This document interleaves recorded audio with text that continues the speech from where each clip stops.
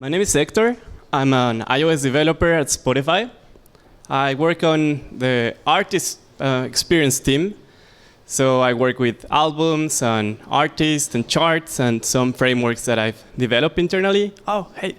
And yeah, today I'm going to tell you a little bit about how we're developing our application, and some strategies that we employ every day, some problems that we face with scale, and some results about these practices. First, like some quick numbers. We have right now 60 million active users in the platform. Well, actually, I think now we have more. Now we have 75 million that are listening to about 30 million songs, and that have created more than 1 billion playlists so far, and we're available in 58 markets.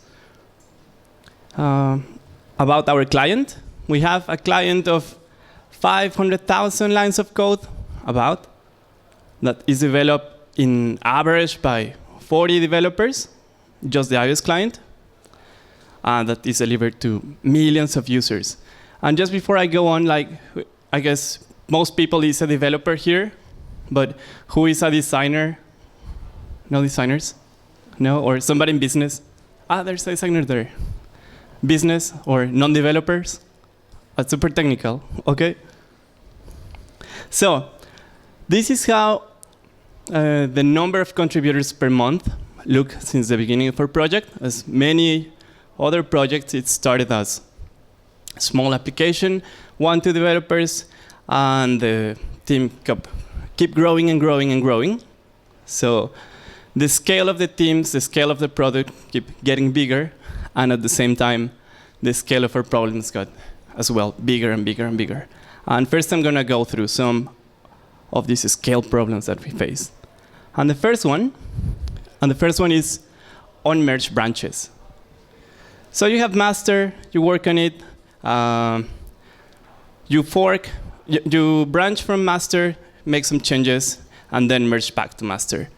But the problem is that our team got so big at some point that, well, we had branches that it was very difficult to merge them back to master. Master was moving so fast that so it was just impossible to merge, impossible to rebase.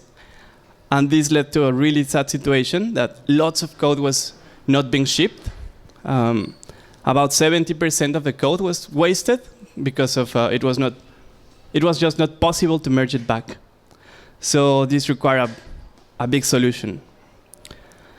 And so what we did was to transition branches to future toggle or future switches. This means that master contains incomplete work and work in progress, but all these futures are hidden behind future flags. And, well, we can just turn that switch off and unreveal those incomplete futures and not ship them.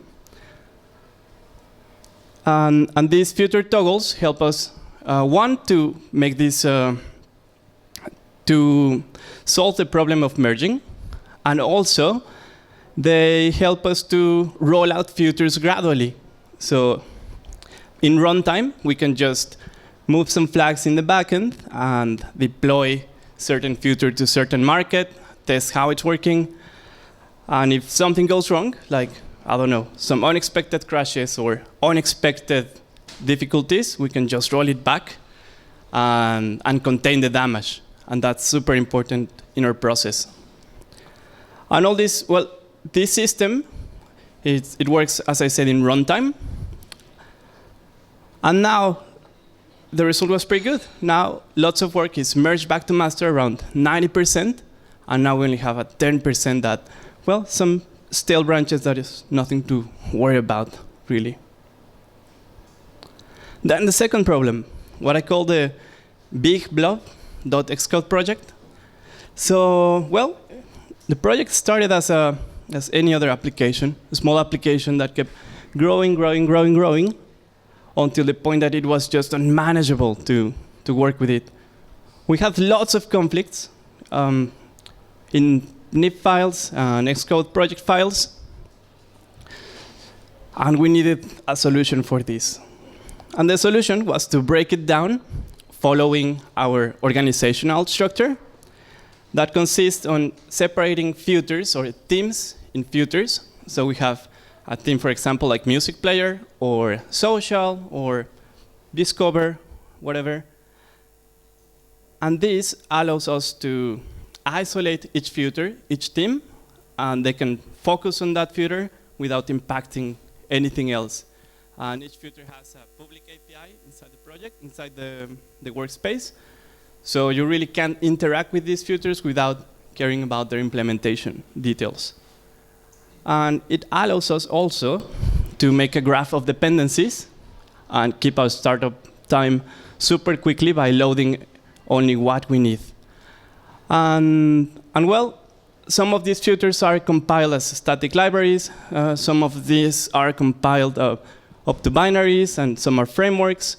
And it's just like those bricks of Lego, very modular, that we can recycle in prototypes or other projects. And these are kind of big solutions that we have. And now, what are our everyday strategies? Well, everything starts with our Agile flavor culture. So we work on a Scrum, Kanban kind of environment. It depends a little bit on the team. Some teams are very experienced, and they don't need too much overhead on planning. Some other teams, they need a little bit more of guidance, but we use like whatever works for each team.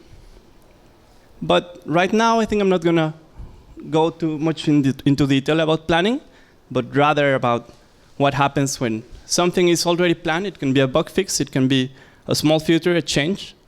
So it's planned, and it becomes code by somebody like you, a developer. Yeah? And the first step is our repository.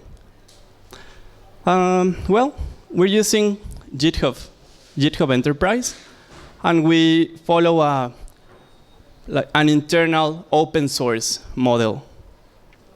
And we transition from Zarate, and we are pretty happy about the tool. It enables like lots of interaction between these teams, and a self-service kind of model that if you need something from radio or other filter that is not yours, you can just clone that repository, serve yourself, and appoint them as reviewers, and have it reviewed and then merged back.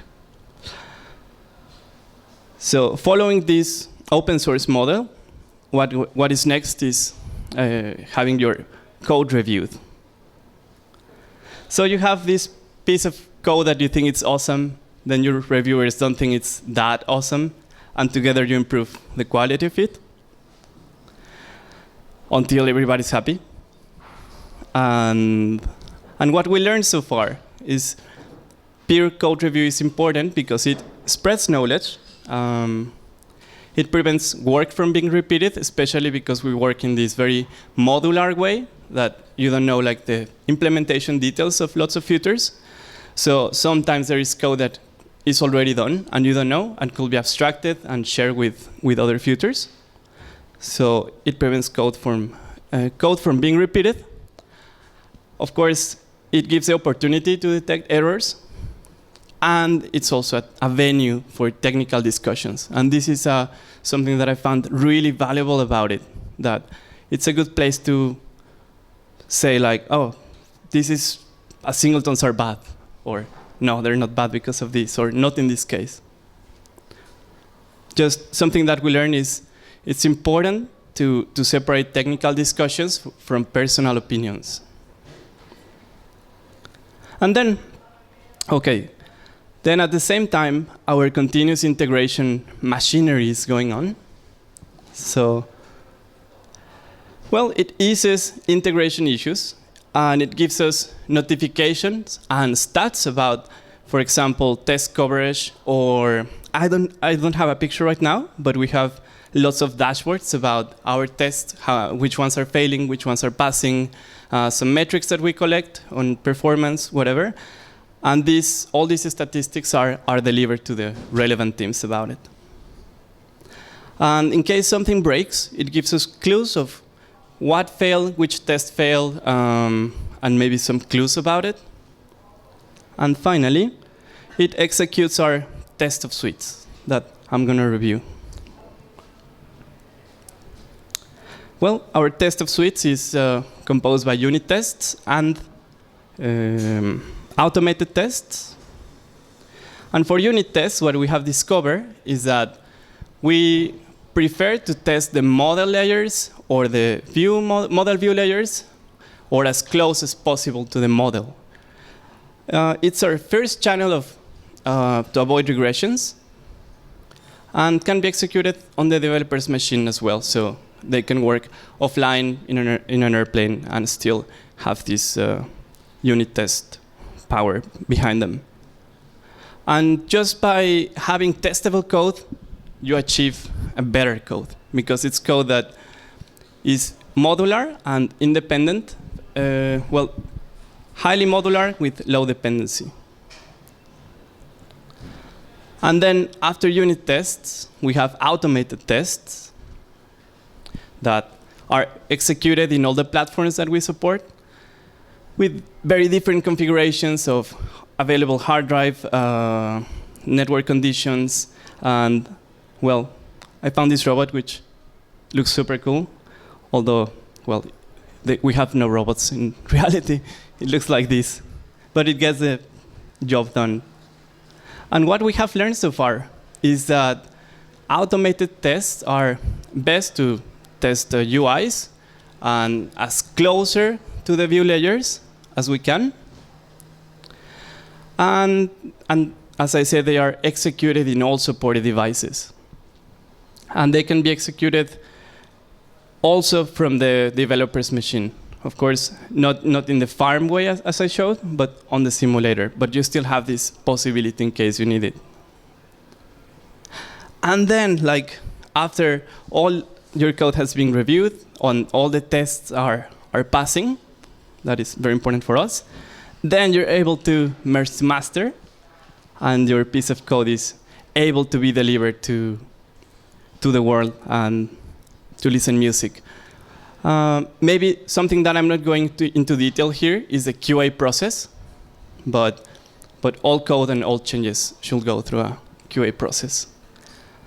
And once it's out in the wild, then there is still something important, that is to ensure or to monitor crashes. So we have automated testers, we have QAs, but in the end, the responsibility of the quality of code relies mostly in the developer.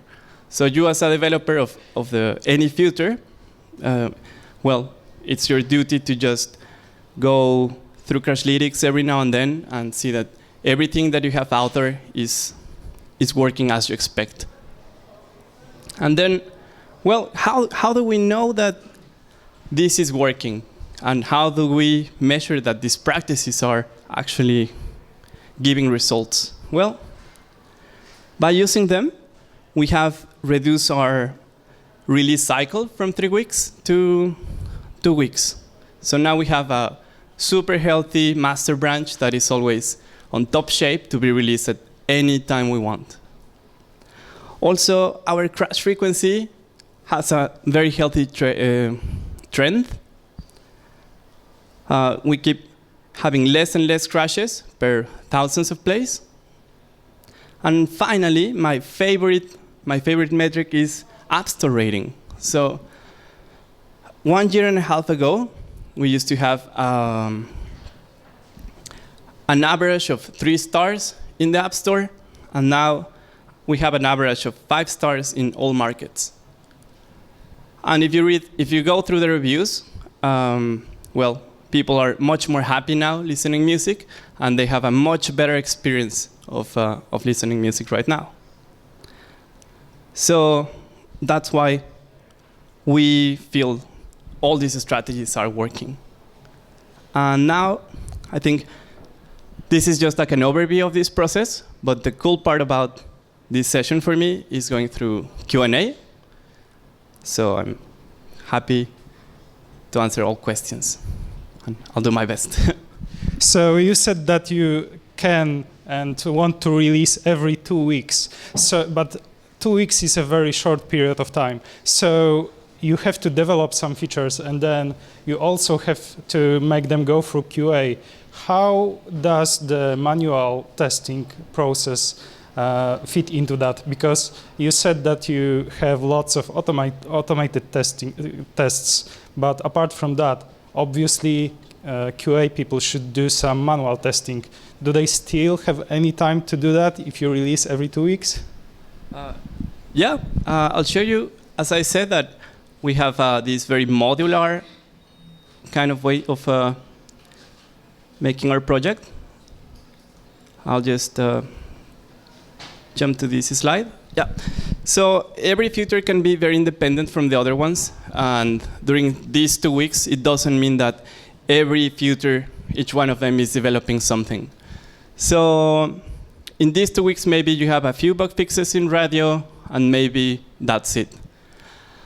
And well, this means that we have this constant cycle, but features still have chance to have QA and ensure quality, and we don't have that any problem with.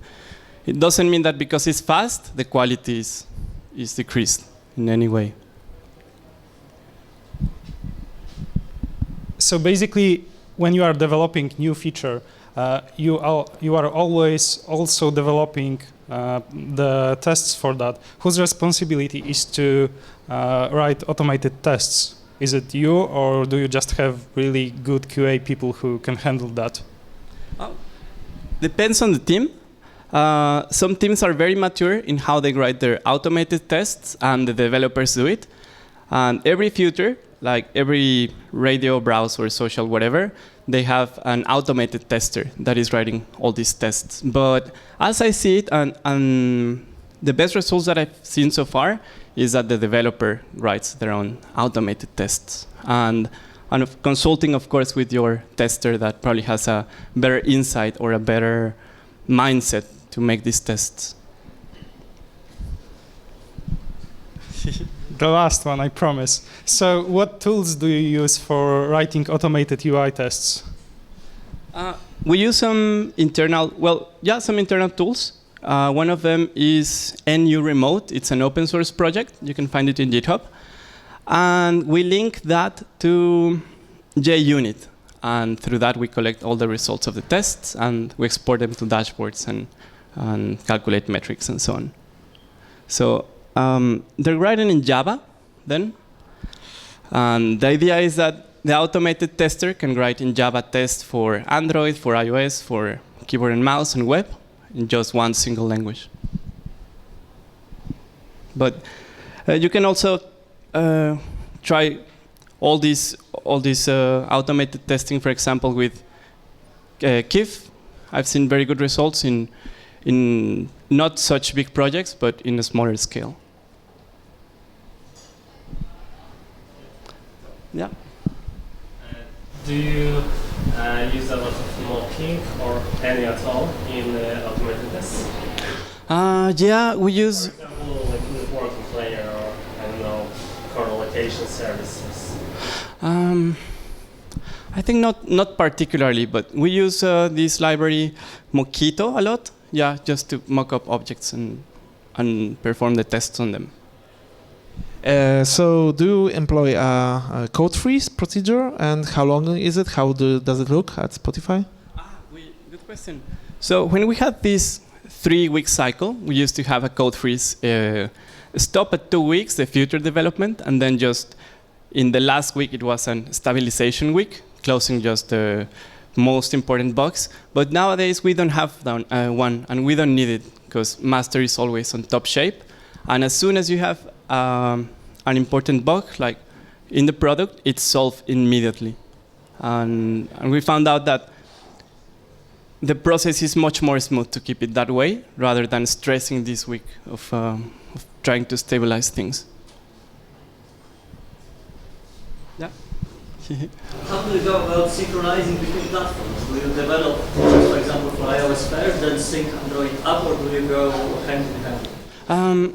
Usually, iOS is kind of a favorite, So lots of hypotheses are test first in iOS, and we are a mobile first company. So yeah, it's usually iOS, but yeah, depends on the kind of the feature that you're testing. But I will say most of the time it's iOS. So you tend to try one platform before branching out to the other. Yeah. Because, well, you first start with a hypothesis. You're not sure maybe if it's going to work, and it doesn't make sense to just put so many resources, like all the people in web and Android and iOS, and then it turns out the product or the future that you were thinking of doesn't pans out. It's better just to try one platform, see if it works, measure, and if it works, then you just do the same in the other ones. Yeah. Are your code reviews inside a single team, or are they between the teams? They are between teams. So our organization, if you imagine a matrix, like in columns, you will belong to a future like radio or whatever.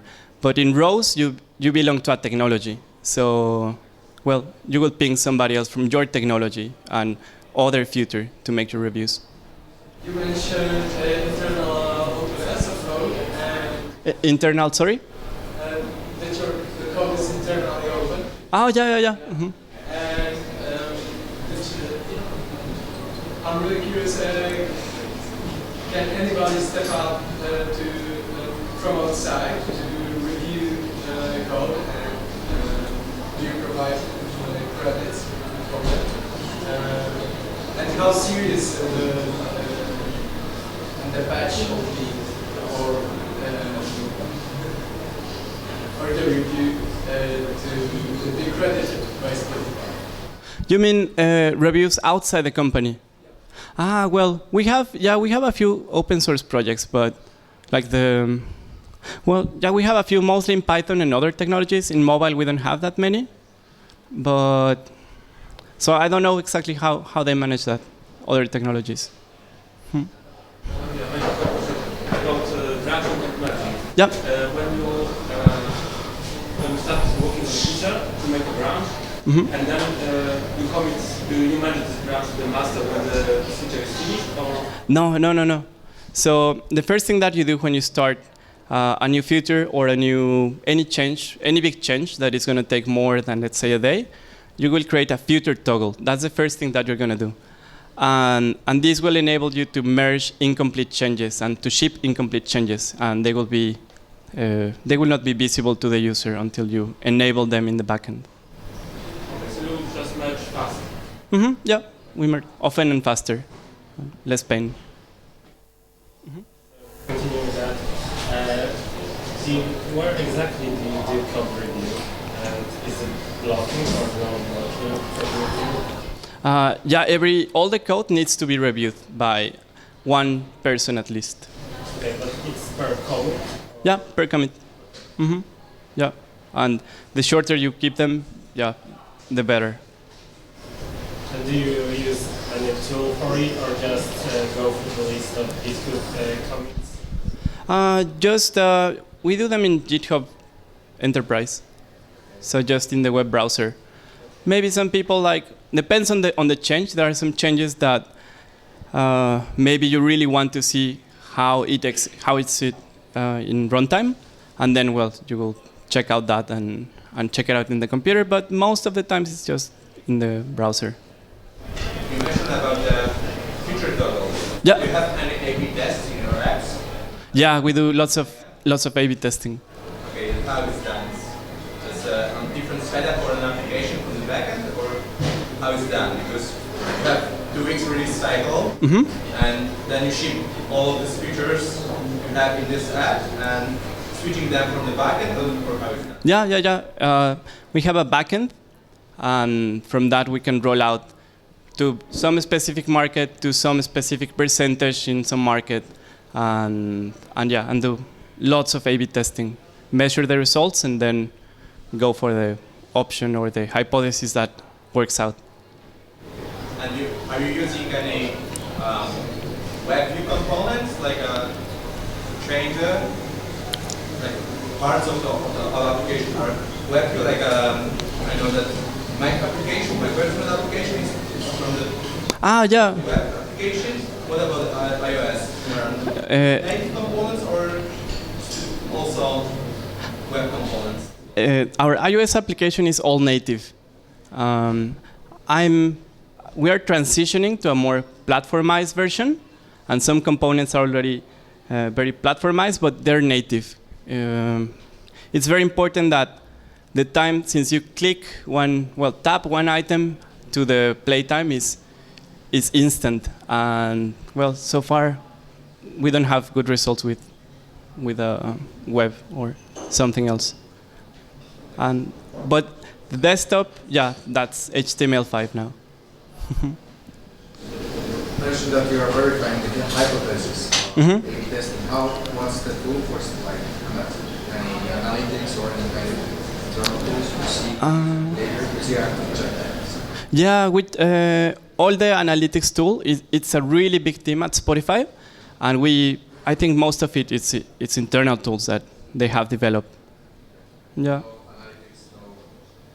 No, I mean, we've run some tests every now and then with some tools in the market just to see how they work.